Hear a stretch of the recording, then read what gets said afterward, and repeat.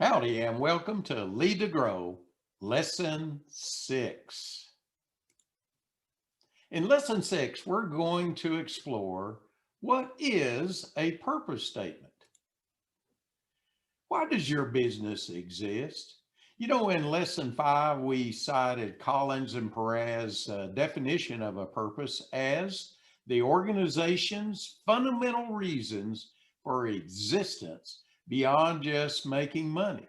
Now, let's take a deeper look at what a purpose statement is and what it is not. So, looking at what is a purpose statement, the key is it's got to be authentic. The second thing is it it it is a phrase of only a few words that is easy to remember.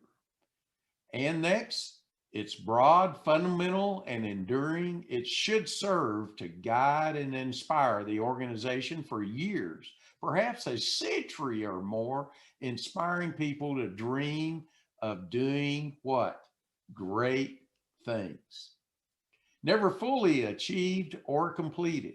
It is rock solid and tightly fixed, which powerfully drives progress and enables the organization to change and adapt without compromising its purpose.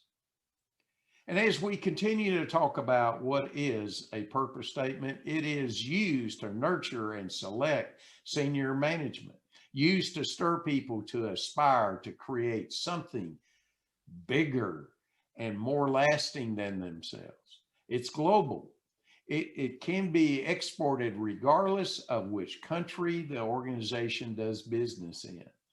And it's the corporate bonding glue where people's fundamental human need is met, which is to belong to something they can feel proud of. And as we continue about what is a purpose statement, it's what makes people feel compelled to try to create greatness. It is something that you care so much about that you will want to make it the best it can possibly be. Not because of what you will get, but just because it can be done. It is a challenge for consistent alignment that gives guidance and inspiration to people inside the organization as they pursue strategies, tactics, goals, and organization structures, as much to guide you on what activities not to pursue as it is to direct you toward those to pursue.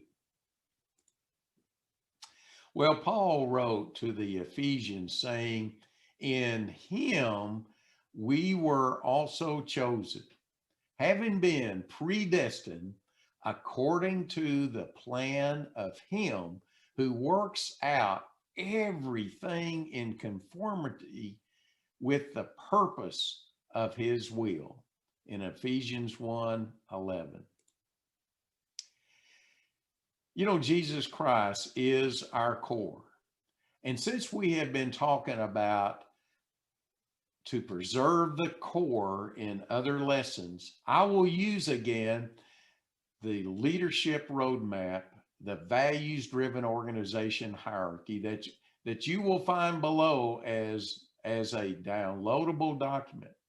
I use this illustration to encourage you to integrate the Lordship of Jesus Christ into every area of your life, be it with your family, your church, in the workplace, or the marketplace. Why? Because in Scripture, there is no division between the sacred and the secular. In Scripture, I have found the core values, who we are, of Jesus Christ as the head and founder of the church, is to demonstrate love and obedience. Furthermore, in Scripture, I have found as a Christian, our purpose, why we exist, is to glorify God. In 1 Corinthians 10:31, Paul wrote, "So whether you eat or drink, or whatever you do, do it all for the glory of God."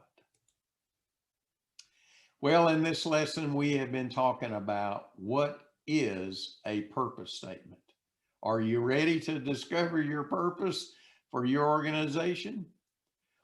Well, but before you do the discovery, we need to go to lesson 7 to understand what is not a purpose statement. And if you would take just a moment and write down 1, 2, maybe even 3 action items that you learned in this lesson 6. And again, this concludes lesson 6.